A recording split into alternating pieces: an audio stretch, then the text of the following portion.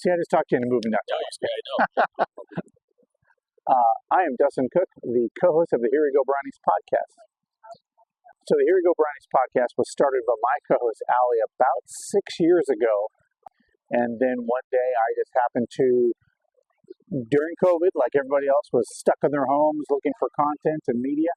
And I was like, wow, who's this gal talking about brown sports? I was a caller into the show. She had another co-host with her at the time. And the next thing I knew, he couldn't do it anymore. And I said, yep, and started that. And now I moved to Cleveland because the podcast blew up, and I've gotten to do all the great things that Clevelanders love. So my friend moved from Lorain, Ohio to Boise, Idaho, where I lived my whole life before moving to Cleveland. And he brainwashed me, convinced me, whatever you want to call it, to be a Browns fan.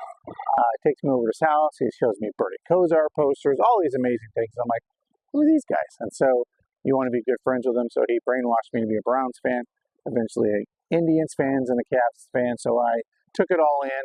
And from that day, I've been smiling, crying, cheering all the time. So it's interesting about our podcast. So we have a national audience as well as a local audience, right? Wherever you're at in the country, if you're wearing a Browns shirt or a Guardians or a Cavs shirt, you kind of look up on them and go, you're one of us, right? And people are like, what are Cleveland people like? And I said, people think a lot of times Cleveland's East Coast, right? And I'm like, no, it's very Midwest. Salt of the earth people, they're grinders, they work really hard. I would say living downtown Cleveland, you're 5-10 minute walk to Progressive Field, Rocket Arena, like all the things you want to do from a sports fan are there. What I love about downtown is the food scene. Cleveland's got great pizza. I mean, some of the best pizza in the country. I believe that.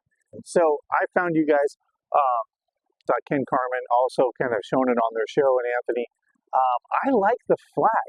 It's bold and clean, and it's not like wordy, but everybody knows what it stands for. Well, mine will fly in my home proudly. It has a little bit of Idaho, where I come from, your roots, which you should always have that, and my new home. So it'll proudly be on the wall as a display, and people will come into my home and go, what is that? And I'll be like, that's the new Cleveland flag.